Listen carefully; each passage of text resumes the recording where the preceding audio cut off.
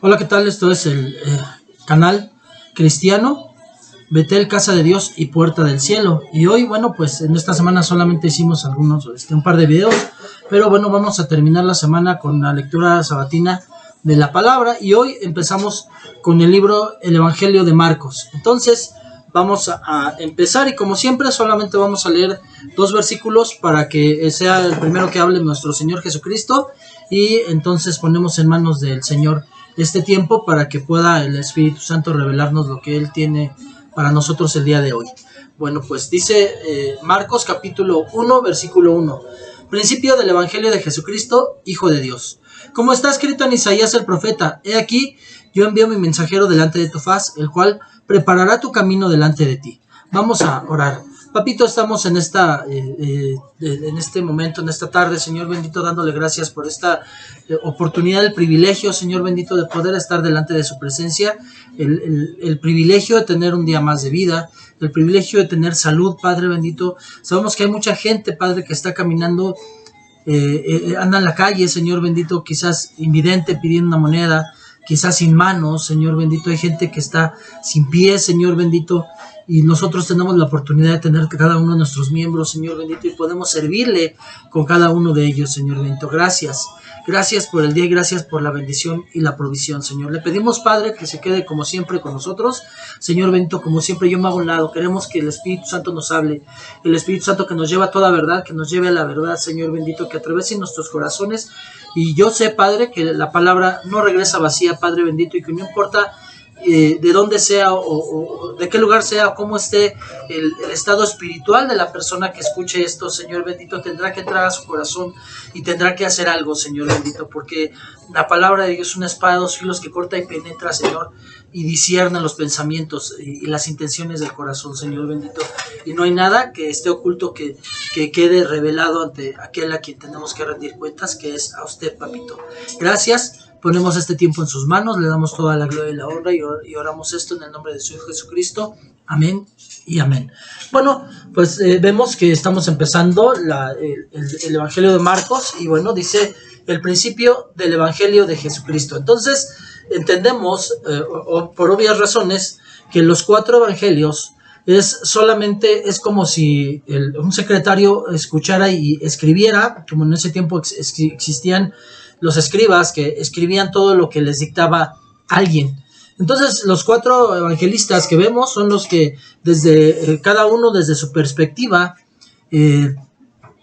escribieron la vida del Señor Jesús, pero no lo que ellos quisieron, sino lo que el Espíritu Santo quiso que se dijera. Entonces, en realidad, los 4 evangelios son evangelios del Señor Jesucristo, no del autor. El autor realmente es el Espíritu Santo, pero fue utilizado cada uno de ellos porque cada uno de ellos vio una faceta de la personalidad del Señor Jesucristo. En este momento empezamos el de Marcos. Marcos nos lleva al siervo sufriente, al buey que iba al matadero. Obviamente, de una manera culturizada, nosotros para nuestro país buey es se ha vulgarizado y lo ven como una en mi generación era una ofensa, ahora ya es una forma de hablarle al cuaderno, en la cuatitud a los cuates se les habla de buey y ya es algo común, pero finalmente todavía se sigue conceptualizando en general como una ofensa, pero en realidad en la cultura hebrea el buey era visto por su fortaleza, por su experiencia, porque era el que en el arado era el que ya llevaba años. El buey, obviamente estamos hablando de un toro que es maduro, entonces ya tenía la madurez para ir y hacer el trabajo. Ya no era un buey, la diferencia de un toro, que es un animal sí fuerte, pero también es un poco más indomable, le cuesta más trabajo al que está trabajando el arado,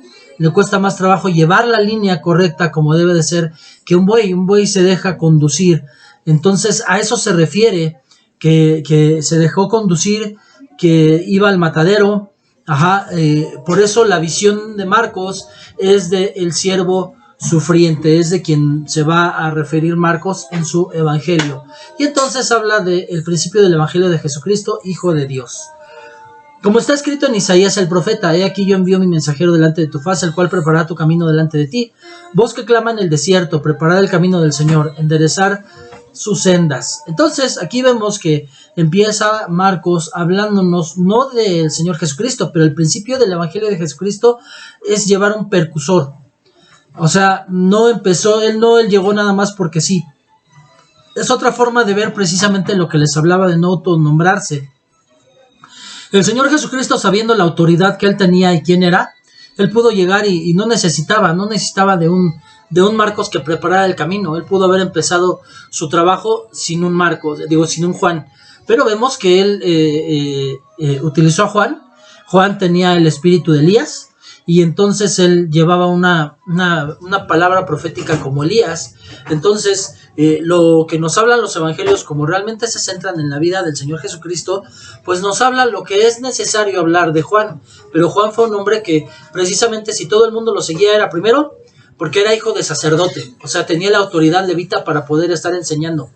Segundo, era un hombre que se abstuvo de muchas cosas para poder estar en un voto de alguna manera nazario, habiendo sido apartado para el mensaje que él tenía que dar. Y tercero, él al ser un sacerdote tenía autoridad para poder designar quién podía ser el Mesías esperado.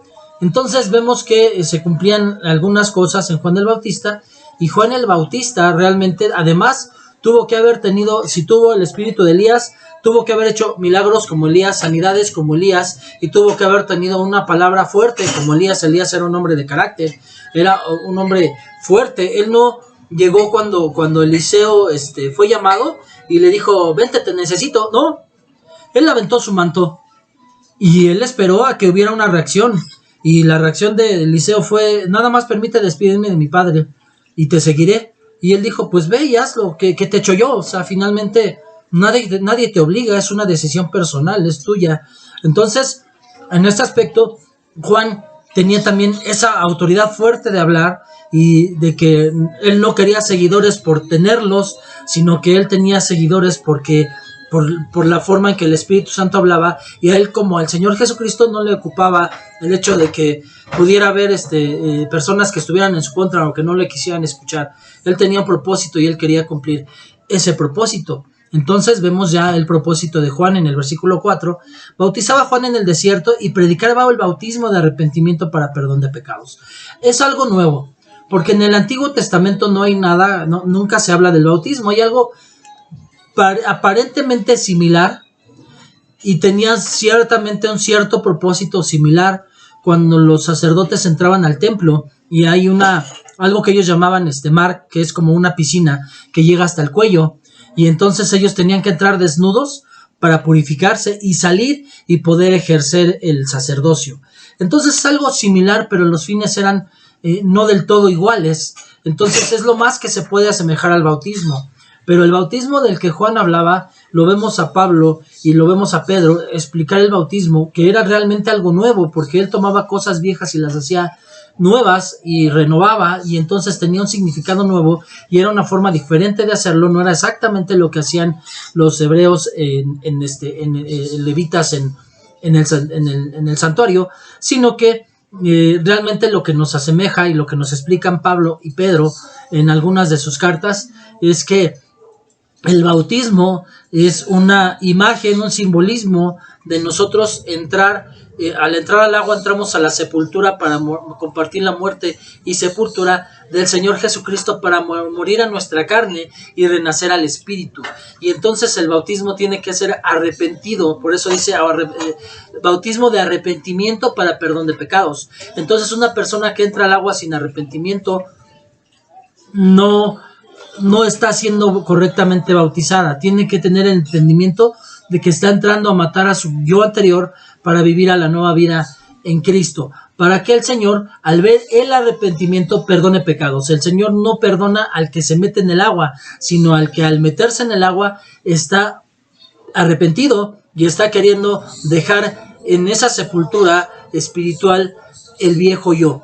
Amén. Y salían a él toda la provincia de Judea y todos los de Jerusalén, y eran bautizados por él en el río Jordán confesando sus pecados. Vemos que había algo bien importante, que tenían que confesar sus pecados. Entonces vemos aquí lo que ya habíamos dicho en principios básicos, 5 pasos de conversión bíblica, es oír, obviamente estaban oyendo la prédica de Juan el Bautista, tenían que creer en lo que él estaba diciendo, que había necesidad de arrepentirse, oír, creer, arrepentirse, obviamente, confesar, viene la parte de confesión, y ya lo habíamos explicado, no es el confesar aquí el pecado, porque al arrepentirme confieso mi pecado, porque hay un peso de pecado que yo necesito desahogar.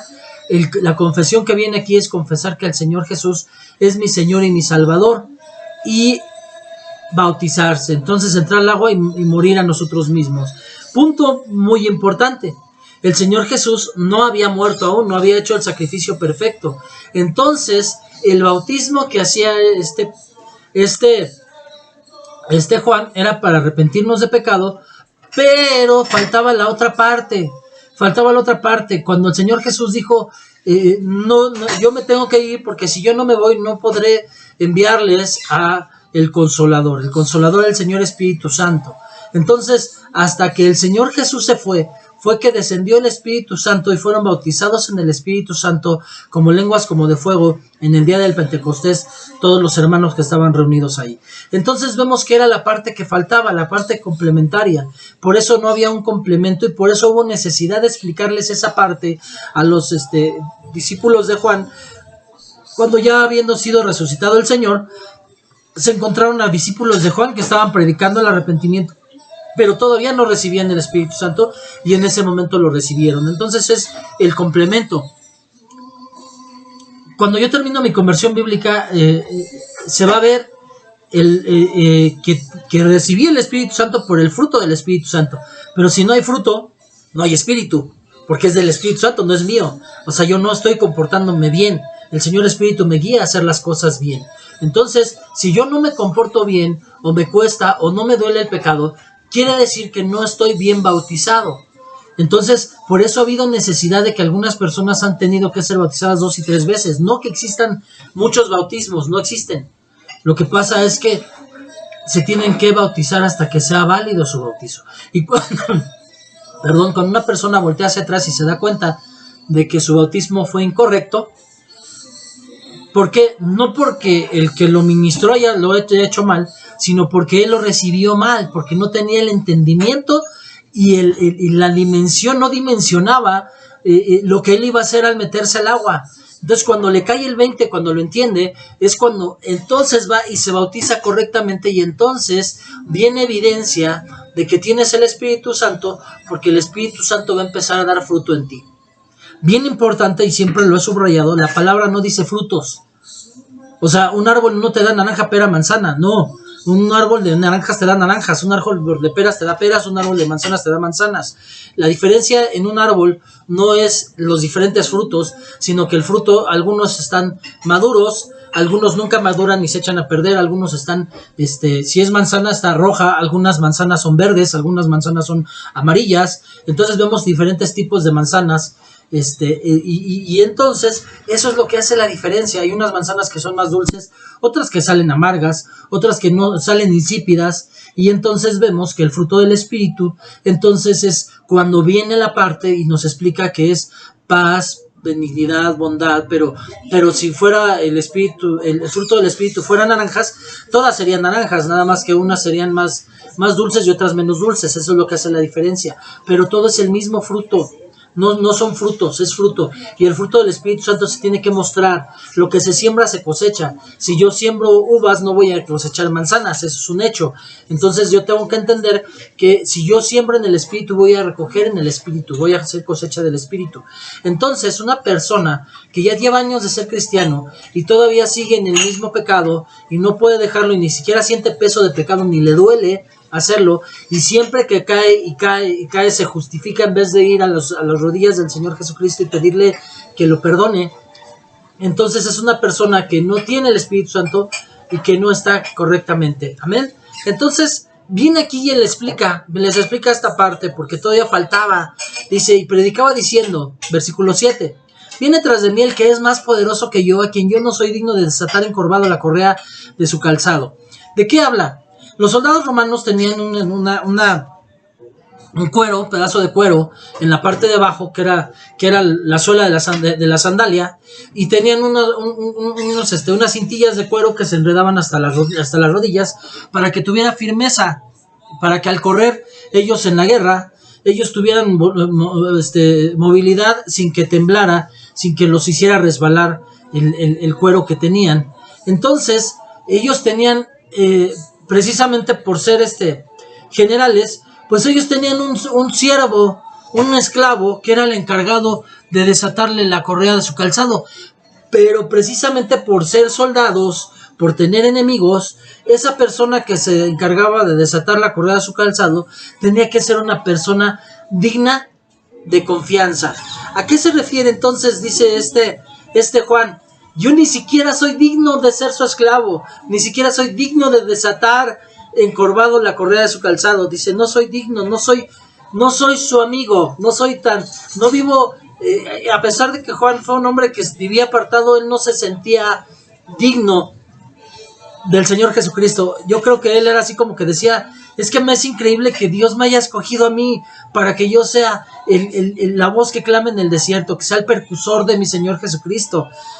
¿Me entienden? O sea, ese era el privilegio que él tenía, y él lo aceptaba. Él nunca tomó la gloria para sí mismo, él tomaba la gloria para Dios, cosa que hoy se ha perdido mucho, y hay muchos ministros de Dios que la gloria se la dan a sí mismos, y ellos hablan mi iglesia, dan una prédica y mi palabra, y enseñan algo y dicen, y yo digo, y yo enseño, y yo predico, y no le dan la gloria a Dios.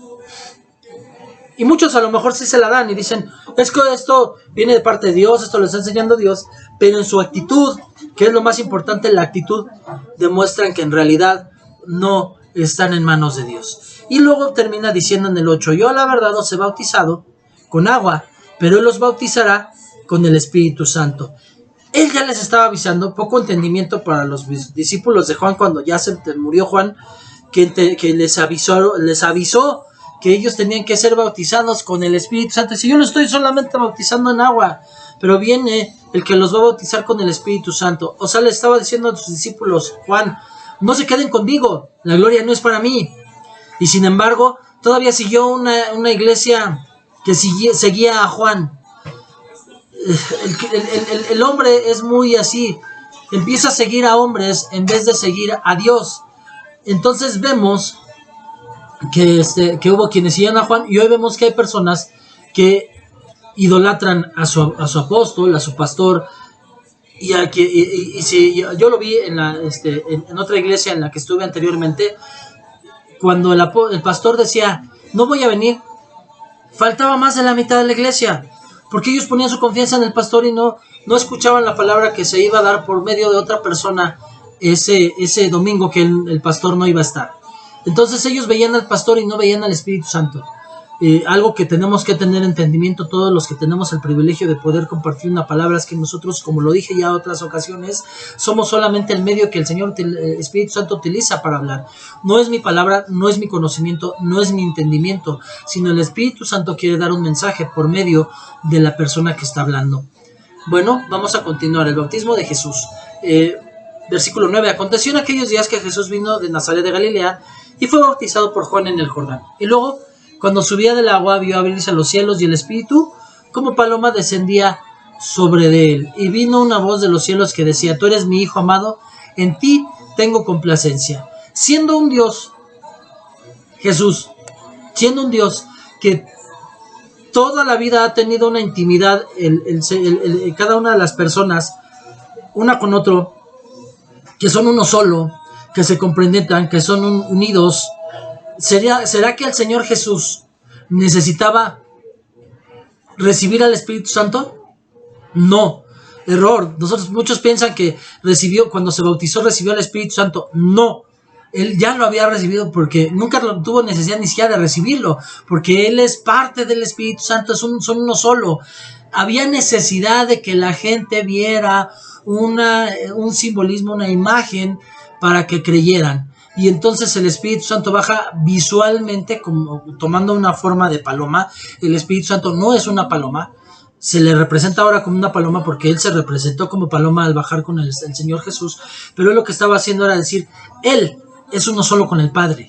Había una conexión que hizo el Espíritu Santo de bajar del Padre y ponerse en el Hijo, y entonces eso fue lo que hizo que nosotros viéramos que él era el escogido. O sea, por eso las demás veces ya no volvió a aparecer como paloma. El Señor Espíritu Santo nunca se volvió a aparecer como paloma. Él en el día del Pentecostés se bajó como lenguas como de fuego. Y hoy mucha gente quisiera creer viendo en la iglesia que cuando hay un bautismo en el Espíritu Santo, que bajaran lenguas como de fuego. Pero no, cada cosa tuvo su momento para que creyéramos. Dichoso aquel que cree sin ver. Y vino una voz de los cielos que decía, tú eres mi Hijo amado en quien tengo complacencia, en ti tengo complacencia. Tentación de Jesús. Pero bueno, aquí vemos entonces, el versículo 11, lo que les hablaba de la conexión. El Padre, el Espíritu Santo une al Padre con el Hijo visualmente, ellos son unidos desde la eternidad y hasta la eternidad, pero en ese momento lo que hace es eso, que la gente viera la Trinidad espiritualmente, pero no estaban preparados para entenderla y no la vieron. Pero ahora nosotros que ya hemos sido enseñados, explicados en esto, ahora tenemos que entender esa Trinidad que se dio en ese momento visualmente. O sea, es como cuando en una serie de superhéroes vemos que se quita la máscara y se revela al mundo quién es el que tenía la máscara. Entonces el Señor Jesús, el Padre y el Espíritu Santo eran un incógnito en el Antiguo Testamento y solamente sabían del yo soy. Pero el yo soy se hizo carne y dejó que lo conociéramos. Y el Dios soy dijo, si me conocen a mí, conocen al Padre. Y dijo, les dejo al Espíritu Santo, ¿para qué? Para que por medio del Espíritu Santo conozcamos al Padre en el nombre de Jesús. Ese es el complemento de la Trinidad. Amén. Bueno, versículo 12. Y luego el Espíritu Santo le impulsó a ir al desierto. Y estuvo allí en el desierto 40 días y fue tentado por Satanás y estaba con las fieras y los ángeles le servían. Entonces aquí vemos que un complemento a lo que vemos de las tentaciones, dice, sí estaba tentado, y lo vemos en otros evangelios cómo fue y cómo respondió el Señor Jesús, y ya hemos aprendido de ello, ya lo hemos hablado, pero aquí hay un detalle, que él, los demás dijeron que era tentado y los ángeles le servían. Aquí vemos que él estaba con las fieras. O sea, dos enseñanzas. Uno, hasta los animales lo reconocen y le dieron la gloria al Señor. 2. Quiere decir que aún hasta los peores de los peores de los peores en el mundo iban a reconocer al Señor Jesús e iban a estar con Él. Por eso hoy hay hermanos que tienen unos testimonios poderosos de cómo el Señor los cambió de ser desalmados, asesinos, a servir a Dios y dar su vida por Él. Eso es a lo que se refiere, estaba con las fieras. Amén. Bueno, Jesús principia su ministerio. Después de que Juan fue encarcelado, Jesús vino a Galilea predicando el evangelio del reino de Dios y diciendo, el tiempo se ha cumplido y el reino de Dios se ha acercado, arrepentíos y creed en el evangelio. Entonces Jesús empezó su prédica haciendo lo mismo que hizo Juan. La primera palabra que dijo fue arrepentíos. Y si vemos nosotros, Elías dijo arrepentíos. Y si vemos Job dijo arrepentíos.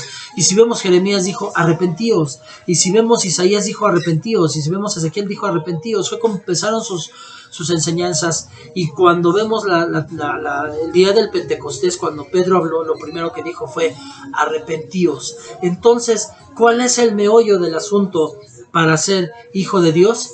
Arrepentíos. Y segundo, creed en el evangelio. Entonces, precisamente hoy les hablaba un poquito a mis hijos respecto de la fe negativa y la fe positiva. La fe negativa es la que me hace creer en lo malo, la que me hace que yo llegue a un edificio donde trabajo y según dicen que espantan y yo oiga cosas y ruidos y me espante y me dé miedo. Y yo vea cosas y me dé miedo. Esa es la fe negativa. ¿Por qué? Porque estoy creyendo que hay algo malo. La fe positiva, ¿por qué el hombre es tan dado a creer en la fe negativa, a tener la fe negativa y no puede tener la fe positiva? La fe positiva es aquella que me dice que hay un Dios todopoderoso, que hay un Dios que me cuida, que hay un Dios que dio su vida por mí, que hay un Dios que me enseña y que me guía cada día, y entonces Quiere decir que ese Dios es el que hace que yo me sienta confiado y en vez de tener miedo, tenga confianza. En vez de tener odio, tenga amor. En vez de tener rechazo, tenga aceptación de lo bueno, de Dios, de mi Padre, de querer tener una intimidad y de saber que me siento protegido, y entonces también entender que si existe lo malo, al existir lo bueno, pues lo bueno, al yo ponerme debajo de las alas de mi Señor Jesucristo, pues Él me va a cubrir de todo mal. Amén. Eso es lo que hace la diferencia. Entonces, nosotros necesitamos arrepentirnos y creer en el Evangelio.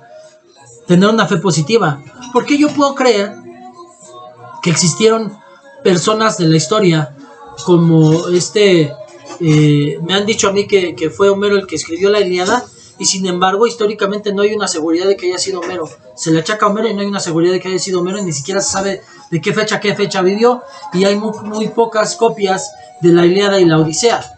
¿Y por qué habiendo millones, más bien miles, no vamos a exagerar, pero hay miles y miles y miles de copias de los evangelios? Ahí está más que comprobado que existió el Señor. ¿Y por qué no puedo creer que existió? ¿Por qué hay tanta gente que dice es un mito? ¿Y por qué Homero no es un mito si hay menos pruebas de su existencia? Y vemos aquí también en cuanto a la fe, ¿por qué puedo creer en el diablo y que pueda hacer cosas malas y que me pueden hacer brujería? ¿Y por qué no puedo creer en el bueno y que es el que dio su vida y que me cubre? Bueno, vamos a continuar. Jesús llama a 4 pescadores. Andando junto al mar de Galilea, vio a Simón y a Andrés su hermano, que echaban la red en el mar porque eran pescadores. Y Jesús les dijo: venid en pos de mí y haré que seáis pescadores de hombres. Y dejando luego sus redes, le siguieron. Pasando de allí un poco más adelante, vio a Jacobo, hijo de Zebedeo, y Juan su hermano, también en ellos en la barca, que remendaban las redes. Y luego los llamó, y dejando a su padre Zebedeo en la barca con los jornaleros, le siguieron. Pregunta: ¿en qué momento siguieron ellos al Señor Jesús? Dice inmediatamente, no dice después, no dice lo dejaron para otro día. Hay mucha gente que le compartes y te dicen: es que ahorita no tengo tiempo, en este tiempo tengo mucho trabajo, es que ahorita no me da tiempo porque tengo que estudiar, no me da tiempo porque tengo que ayudar a mis padres, no me da tiempo por X, por Z, por Y, y ponen un montón de pretextos. Ajá. Pero vemos que un verdadero siervo de Dios no le dice al Señor: no tengo tiempo. El verdadero siervo de Dios deja todo y le sigue. Deja todo y le sigue. Todo es todo. Y no quiere decir, y como lo hablé cuando hablé de los misioneros, respeto mucho su trabajo y es una bendición lo que dejaron, pero yo no lo haría a ese nivel, en el aspecto de que algunos sí se llevaron a su familia para servir a Dios, pero otros dejaron a su familia, no volvieron a ver, murieron sin volver a ver a su esposa, y quizás algunos ni conocieron al último de sus hijos, porque los dejaron a su familia para ir, y mi primer ministerio está en mi casa. Entonces, no puedes dejar a tu familia para servir a Dios. Dice la Escritura que el que no deja a su padre, a su madre para servirme, no puede ser digno de mí. Cuando habla el Señor Jesucristo de eso, habla de lo primero y lo mejor. Nosotros le damos lo mejor al Señor Jesús. Quiere decir que siempre va a estar en primer lugar. Que si mi esposa me pide y me dice: oye, tengo ganas de ir de visita a tal lado, vamos, ¿no? O sea, nunca vamos, y vamos tal día. Y tal día es un día de reunión en la iglesia. Yo le voy a decir: no. Y el mundo puede estar en contra de mí y puede criticarme y decirme: es que hay eventos especiales y no vas porque vas a la iglesia. Sí, precisamente porque el Señor dijo allí, no en la parte de que yo odie, aborrezca o abandone a la gente que amo, sino en que no le dé el primer lugar a Dios. Cuando dice: el que no deja a su padre, a su madre. Yo he tenido que dejar a mis hijos, los mayores, y quizás en algún momento se enojaron conmigo por no estar en algún evento, por estar sirviéndole a Dios. Pero eso es obedecer a Dios. Amo a mis hijos y algún día van a entender qué quiere decir: el que no deje a su padre y a su madre y me siga no puede ser mi discípulo. Amén. Entonces ellos, dejando sus redes, le siguieron. Versículo 21, un hombre que tenía un espíritu inmundo. Y entraron en Capernaum, y los días de reposo, entrando en la sinagoga, enseñaba. Detalle bien importante. Muchos discuten ahorita con los hermanos adventistas. De hecho, muchos dicen que no son hermanos por la primera profetisa que tuvieron, que dijo un montón de cosas erróneas. Hoy yo sí sé que hay dos corrientes adventistas y una de ellas ya sigue mucho más la Biblia, y sin embargo nosotros sabemos, no rechazamos a otros que tienen puntos de vista diferentes, como los metodistas, los bautistas, los pentecosteses, a los que yo tengo pueden tener diferentes puntos, pero yo sé que son hermanos. Entonces yo soy de los que tienen la posición de que quizás no todos los hermanos adventistas, pero la mayoría ya ahora sí lo son. Sí son hermanos, pero también tengo la convicción de que entre los bautistas y entre los metodistas hay muchos que no son, pero hay muchos que sí son. Y yo he hablado del bautista, que al menos no lo conozco personalmente, pero lo conozco por sus prédicas, y que reconozco y respeto mucho Paul Washer. Entonces, en ese punto de entendimiento que tenemos que tener, tenemos que ver que los adventistas no han dejado de respetar el sábado. Hay muchos radicales que nos llaman a los dominguistas. Si son sabatistas, nosotros seríamos dominguistas, por decirlo de alguna manera holgórica, ¿no? Relajada. Que estamos en pecado. Yo les voy a decir una cosa. Si es verdad, y ese es mi entendimiento que el Señor Espíritu Santo me ha regalado, que la Biblia dice que el sábado nunca se abolió y es eterno. Pero sí también tengo bien entendido que los primeros discípulos se reunían el primer día de la semana, no el último. Sí tengo bien entendido que al Señor se le da lo primero y lo mejor. Yo sí tengo bien entendido que el diezmo no solamente que es tan importante como todos los demás, pero es una mínima parte del dinero. El diezmo es mi vida, mi tiempo, mi espacio, mi trabajo, mi forma de ser, mi forma de vivir, mi forma de enseñar, mi forma de convivir con las personas. Ese es mi diezmo. Entonces mi diezmo de mi semana es el domingo. Le doy lo primero y lo mejor. Por eso el domingo está completamente consagrado a Dios para que Él bendiga lo demás de mi semana. Pero si bien no se ha abolido el sábado. Y algo que yo veo es que el Señor Jesús en día de reposo, o sea el Shabbat, entraba a la sinagoga y enseñaba. ¿Y cómo enseñaba? Había la costumbre al mediodía de que, y de hecho todavía es una costumbre hebrea, judía, de leer a las 12 del día el Evangelio, la porción que corresponde a ese día, y dar una enseñanza al respecto. El Señor Jesús lo hizo el día que inició su ministerio, y no puede ser una persona no conocida. O sea que Él era conocido también en esa sinagoga en la que entraba en Capernaum y enseñaba, porque si no hubiera sido rechazado. Pero él enseñaba en sábado. Entonces, por eso el mover del Espíritu Santo me llevó a mí a que el día domingo lo consagra a mi Señor. Yo soy el que se alimenta de la palabra el domingo. Espero ser algún día el medio para que el Señor alimente a otros en domingo, pero el domingo es para mi alimento y para dedicárselo al 100 a Dios. Pero el Shabbat, el sábado, tiene un significado especial para mí, y por eso este video hoy, por eso los videos, no somos de alguna manera religiosos en el aspecto de que si no puede compartir el sábado el video, luego en otro día no tiene mayor problema, evitando que pases, sí, ciertamente, porque el Shabbat es el especial para poderlo hacer, pero el leer la Biblia y comentarla es algo que mi Señor Jesucristo hizo y que el cristiano debería de ser, por ejemplo. Entonces, si tú no lo haces como oidor, como que el que está hablando, hazlo como oidor, como espectador. Yo te invito a que este video, al menos, que es el más importante de toda la semana para mí, porque es en el que Dios directamente habla, porque todo lo que decimos es directamente lo que Dios dice, comentándolo, lo compartas, porque eso es lo que hacía el Señor Jesucristo. El Shabbat entraba a la sinagoga y enseñaba. Hoy nuestra sinagoga tenemos 3 casas, ya lo dijimos. Una está en mi corazón, una está en el lugar donde vivo con mi esposa y mis hijos, y el otro está con mi padre espiritual en mi casa Peña de Oreb. Entonces yo tengo mis 3 casas. Entonces sinagoga quiere decir casa de oración. ¿Qué haces tú? ¿Oras? ¿Oras en tu casa de oración? ¿Oras en tu casa con tu familia? ¿Oras en tu intimidad con Dios? A eso se refiere sinagoga realmente. La sinagoga no debería de ser una palabra que ya no existe entre el cristiano, sino tendría que tener un mayor entendimiento, porque tenemos 3 casas y en las 3 casas tenemos que orar y enseñar, o aprender si es el caso, porque no todos estamos llamados a enseñar. y se admiraban de su doctrina porque les enseñaba como quien tiene autoridad y no como los escribas. Pero había en la sinagoga de ellos un hombre con espíritu inmundo que dio voces. Otra cosa, muchos cristianos han estado siempre con la convicción de que a la casa de Dios no puede entrar el diablo. Es en donde primero entra, porque él quiere envenenar, quiere matar, quiere robar y quiere destruir. Entonces, por eso la guerra espiritual empieza dentro de casa, porque él se va a disfrazar de oveja y va a entrar y va a empezar a meter veneno y va a empezar a dañar. Y no se trata de que yo tenga temor, sino de que esté alerta en el espíritu para cuidar mi casa y no permitir que tome autoridad el diablo en mi casa. Y fue lo que hizo el Señor.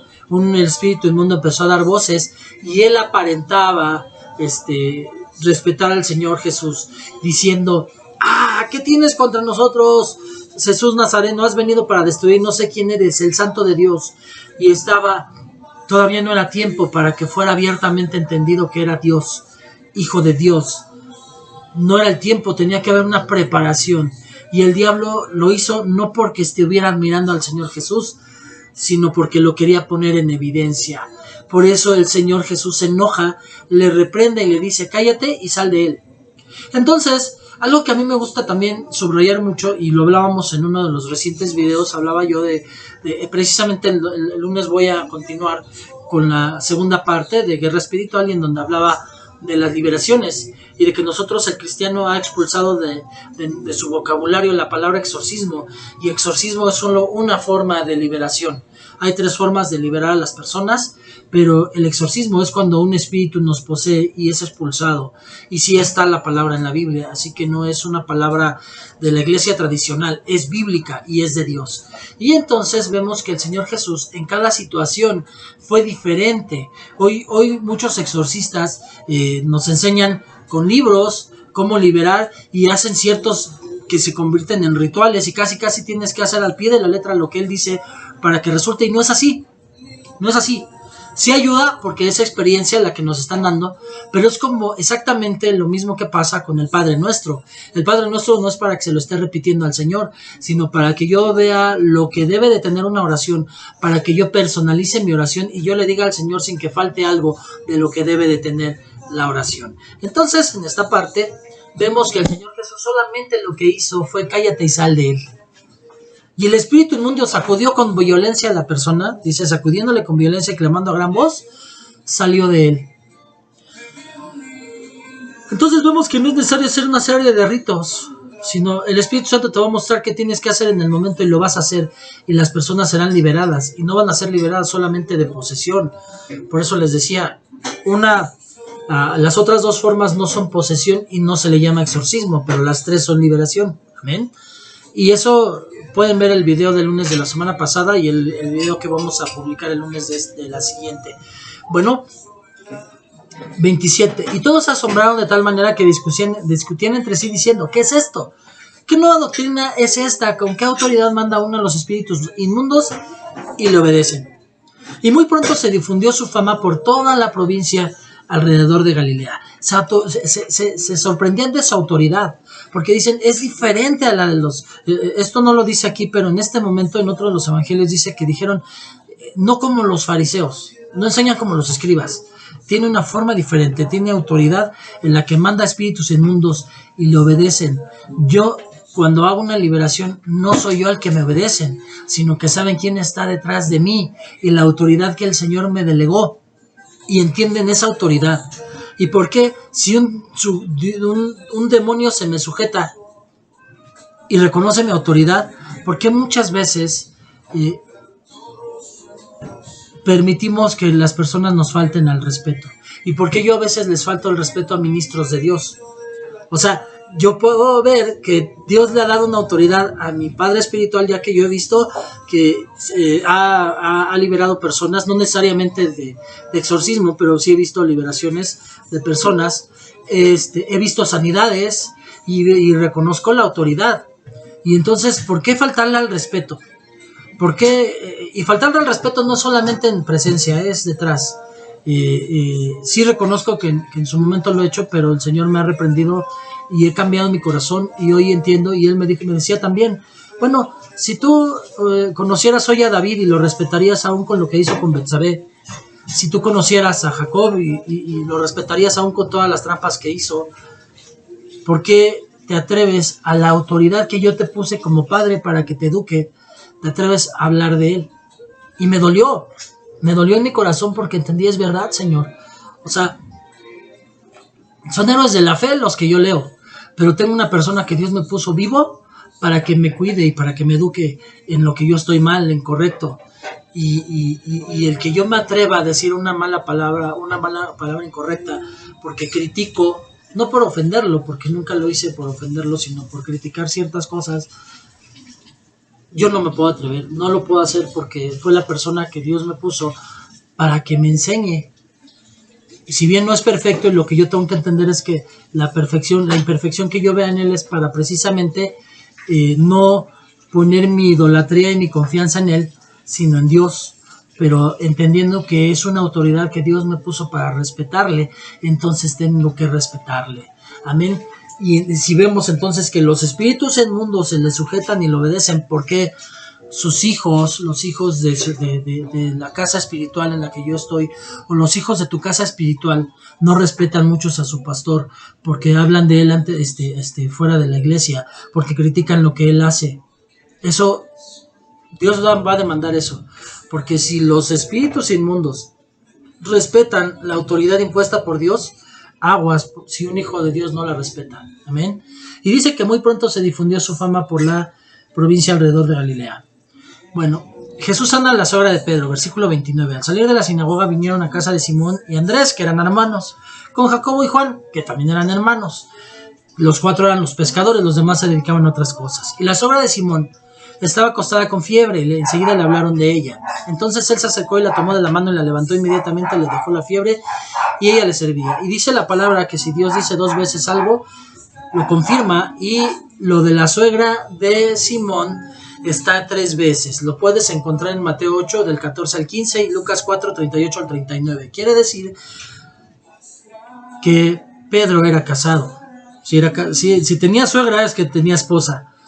Entonces, erróneo que en la iglesia tradicional enseñen que Pedro no era casado y que les enseñen a sus autoridades a que tienen que tener celibato. Erróneo porque Simón Pedro tenía suegra, y Pablo dijo que el que quiera servir en la iglesia que se case, porque si no sabes servir a su casa, menos va a servir a la iglesia de Dios. Porque no sabes tener hijos, y lo que vas a hacer en una iglesia de Dios es ser padre espiritual. ¿Y cómo vas a educarlos si no sabes educar a tus hijos? Amén. Entonces, error la enseñanza del celibato, y aquí está 3 veces en la Biblia que no debe de existir 4, porque ya cuando lo contamos la de Pablo, cuando explica que debe de casarse el siervo de Dios, bueno, pues son 4 veces las que enseña el Señor que debe de ser casado el siervo de Dios. Muchos sanados, y bueno, obviamente si alguien no es casado, pues es porque como Pablo, y él mismo que habló del matrimonio, él sí tenía celibato, pero es un celibato personal que Dios les da por una continencia personal para dedicarse al 100% a Dios. Entonces sí puede haber ministros que no sean casados, no es obligatorio que sea casado, pero la mayoría debe estar casado porque necesitan ayuda idónea. Muchos sanados al ponerse el sol. Versículo 32. Cuando llegó la noche, luego de que el sol se puso, le trajeron a todos los que tenían enfermedades y a los endemoniados. Y toda la ciudad se agolpó a la puerta, y sanó muchos que estaban enfermos de diversas enfermedades.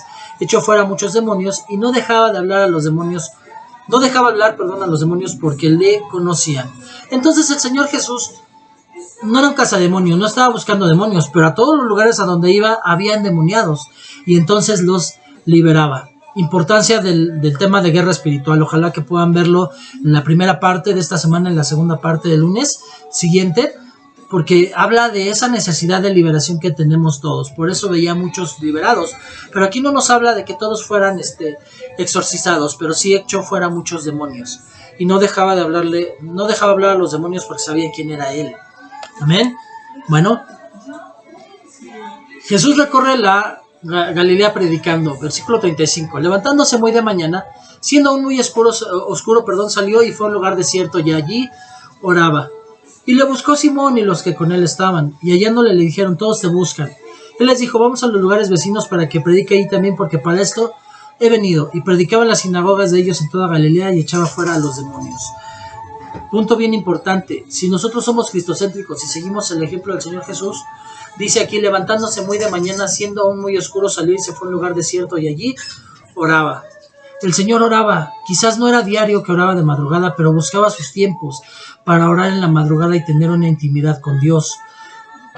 Yo te invito a que quizás no sea diario, pero busca de Dios, busca la intimidad de un día en la madrugada, estar en intimidad con Dios. Vas a ver la diferencia que hace en tu vida. Amén. Y bueno, vamos a terminar, versículo 40. Vino él un leproso rogándole, en cada la rodilla le dijo, si quieres puedes limpiarme. Y Jesús, teniendo misericordia de él, extendió la mano y le tocó y le dijo, quiero, sé limpio. Enseñanza. Y algo que el Señor me hablaba ayer cuando recibimos la palabra, que ojalá que puedan verla en nuestra casa Peña de Oreb por medio de YouTube, la prédica de ayer que habla del Dios de hoy, me enseñaba el Señor Jesús. La Biblia generalmente está escrita en un presente continuo. O sea, la palabra en el presente de Jacob era para él. La palabra en el presente de David era para él. La palabra en el presente de Moisés era para él. La palabra en el presente de los que ya tuvieron compilado el Antiguo Testamento era para ellos, personal para cada uno. Pero hoy la palabra está en presente continuo. La palabra de hoy es para mí. La palabra que estamos hablando hoy es para ti. Y aquí dice el Señor Jesús, que le dice el leproso al Señor Jesús hincada la rodilla, o sea, clamando y creyendo. Dos cosas importantes, clamando y creyendo. Si quieres puedes limpiarme. Y el Señor le responde, quiero, sé limpio. El mensaje de ayer era para ayer, el mensaje de hoy es para hoy. Ayer el Señor decía en presente, yo quiero, sé limpio. Hoy el mensaje de hoy es, yo quiero, sé limpio. Pero no se lo está diciendo ya a ese leproso, te lo está diciendo hoy a ti. Quiero, sé limpio. Y el leproso es hoy un leproso espiritual, una persona que está en pecado, que está mal, y que hoy el Señor quiere limpiarte para que estés en su presencia. Amén. Y así que él hubo hablado, al instante la lepra se fue de él y aquel quedó limpio. Entonces le encargó rigurosamente y le despidió luego. Y le dijo, mira, no digas a nadie nada, sino ve, muéstrate al sacerdote y ofrece por tu purificación lo que Moisés mandó para testimonio a ellos. A ver, choque para aquellos religiosos legalistas que todavía quieren utilizar el Antiguo Testamento de la manera que ellos quieren y dicen, no, es que es ley y como la ley es antigua, eso ya no se aplica hoy, ya no. Entonces el Señor era alguien que se aferraba a lo antiguo. ¿Por qué el Señor Jesús no le dijo, bueno, dame una ofrenda a mí? Yo fui el que te curé. Porque ni él se autonombraba ni era para él la gloria, sino para el Padre. Y él no abolió, y él dijo, yo no vine a abolir la ley antigua. Él dijo, voy a ofrecer por tu purificación. Aquí en tu autoridad que tienes ahorita. La palabra es para hoy, hoy. El Señor te está diciendo, te limpia. El Señor te perdona una vez más. Entonces, ¿a quién le tienes que dar? Tienes que buscar, si tú no te congregas, tienes que buscar un padre espiritual, alguien con quien congregarte, y a esa quien le tienes que ofrecer una ofrenda por la purificación que Dios te dio, por la salvación que Dios te está dando, llevar tu ofrenda a ese lugar. En ese momento todavía el lugar de autoridad era el pueblo judío, era el templo y el sacerdote, y él por eso pidió eso, el Señor Jesús. Y entonces él estaba no quebrantando la ley, sino haciéndola, ejecutándola. Hoy la ley, ejecutarla, es que tú estés agradecido por la sanidad, por la salvación, por la bendición que el Señor te da, y lleves ofrenda a tu casa espiritual y que tengas una. Esa es la importancia también. Amén. Dice, para testimonio a ellos. O sea, el que tú lleves ofrenda, el que ellos vean el fruto que están naciendo en ti, te va a dar, te va a ser un testimonio. Ese es el verdadero testimonio a las personas. El testimonio no es lo que hiciste en el pasado, sino lo que haces hoy. Ese es tu testimonio verdadero. Pero ido él, comenzó a publicarlo mucho y a divulgar el hecho, de manera que ya Jesús no podía entrar abiertamente en la ciudad, sino que se quedaba fuera en los lugares desiertos y venían a él de todas partes. Obviamente el Señor Jesús mismo dijo la parábola del hombre de la moneda que había encontrado, y que a todo el mundo le fue a decir que había encontrado su moneda. Él hizo eso, fue a publicarlo, y muchos conocieron por lo que este hombre hizo. Y bueno, hasta aquí vamos a dejarlo porque hoy nos extendimos mucho con el capítulo 1, gloria a Dios. Yo creo que el Espíritu Santo habló muchísimo hoy. Entonces el capítulo 2 lo vamos a dejar para la semana que entra, para que no nos alarguemos demasiado. Yo sé que yo en lo personal no me importa seguir, pero yo sé que muchas personas por falta de tiempo, etcétera, cuando he hecho videos largos ven un pedazo y ya después les cuesta trabajo ver el final. Entonces no nos vamos a alargar más, vamos a dejarlo porque sí, finalmente casi se extendería las 2 horas si leemos el capítulo 2, entonces vamos a dejarlo hasta aquí. Vamos a meditar en lo que el Señor Jesús nos enseñó hoy y yo te invito a que entiendas que el Shabbat es para que tengas una lectura de la palabra y una comprensión de la palabra, y el domingo es para dedicarle el día al Señor, es un día consagrado al Señor. Amén. Así que yo no estoy peleado con el adventista, pero tampoco con ninguna de las demás denominaciones, al contrario, respeto mucho a los hermanos de cada denominación, amo mucho cada denominación, le doy gloria a Dios, y yo algo que sí pienso es, y el mensaje con el que te quiero dejar, cuando nosotros estamos en diferentes denominaciones, pero pertenecemos a una sola iglesia, no vayas a evangelizar cristianos, ellos tienen palabra y tienen el Espíritu Santo. De evangelizar a los que no lo tienen. Es bien fácil que vayas a una iglesia y vayas a sacar uno de una iglesia porque crees que la tuya es mejor. No hagas eso. Solamente que el Señor Espíritu Santo te muestre que alguien está bien mal, que está en una iglesia apóstata y que tiene necesidad, y que el Espíritu Santo es el que te llama, vele a hablar y que sea su decisión, no que tú lo jales, que sea su decisión. Pero vamos por los perdidos, ellos son los que necesitan.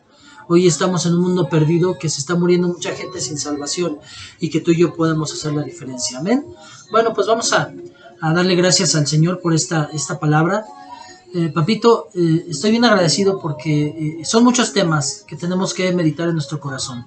Le pido que cada persona que escuchó esto, Señor bendito, medite cada tema, o que se centre en el tema que usted quería hablarle directamente a esa persona, Señor bendito, y la esté meditando para entender qué tiene que cambiar en su vida, para que realmente pueda tener una intimidad con usted, Padre bendito, que pueda sentirle real y verdadero, Señor bendito, que pueda caminar junto a usted, que pueda sentirle dentro al Espíritu Santo que le guía y que le lleva toda verdad todo tiempo, Señor bendito.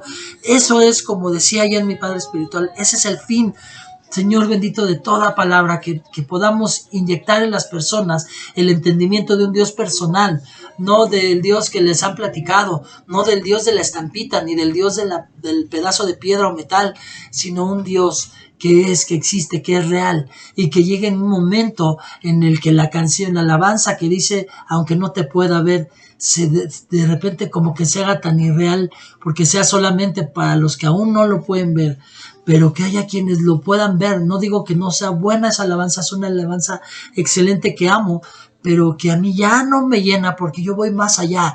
Yo tengo un Dios personal, un Dios que siento, un Dios que existe, un Dios que camina conmigo, un Dios que platica, que cada momento me da un consejo, me dice esto está mal, esto está bien. Un Dios real, y ese es el que queremos inyectar.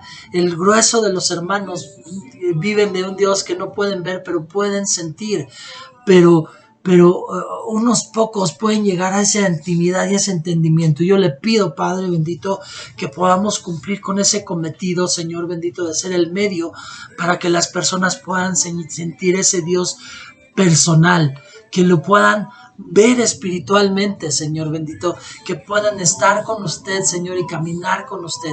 Gracias, Señor bendito. Este canal es para poder inyectar, para que haya hermanos apasionados del Evangelio, Señor bendito. Por eso yo le pido que el que está escuchando primero sea super mega bendecido, Padre bendito, y segundo, que tenga esa inquietud de que esta palabra llegue a otros, para que otros también puedan sentir eso y puedan empezar a tener un Dios real y personal.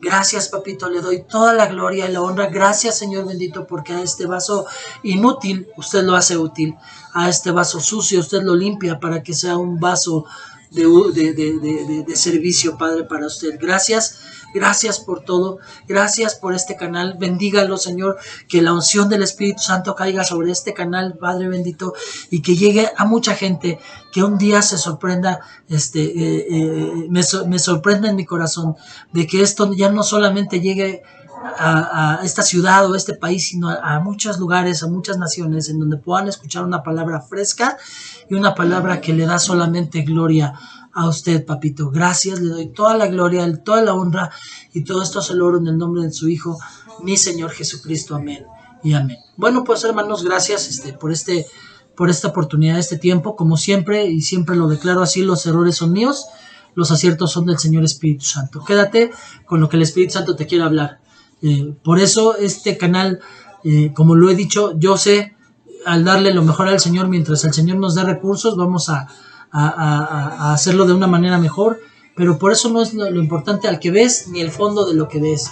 Yo sé que hay muchos canales en donde hay unos fondos muy hermosos y el predicador es a lo mejor mucho más excelente, pero yo te digo una cosa, aquí se le da primero la gloria al Espíritu Santo. En su momento tendremos eso, pero cuando en su corazón a quien vean sea el Espíritu Santo. Gracias, le doy toda la gloria y la honra al Señor Jesucristo, y como siempre te pido que compartas esta palabra, que me ayudes compartiéndola y que ayudes a otros, porque va a ser de bendición para otros, que me regales un like y que puedas regalarme un comentario en la caja de comentarios. Estoy abierto a todos los comentarios que puedan servirme de edificación para crecer o para reconocer algún error que yo haya cometido, quizás histórico, quizás teológico. Yo lo acepto porque sé que yo soy imperfecto, el único perfecto es mi papito. Gracias, le doy toda la gloria a mi Señor, que Dios los bendiga, nos vemos a la próxima, chao.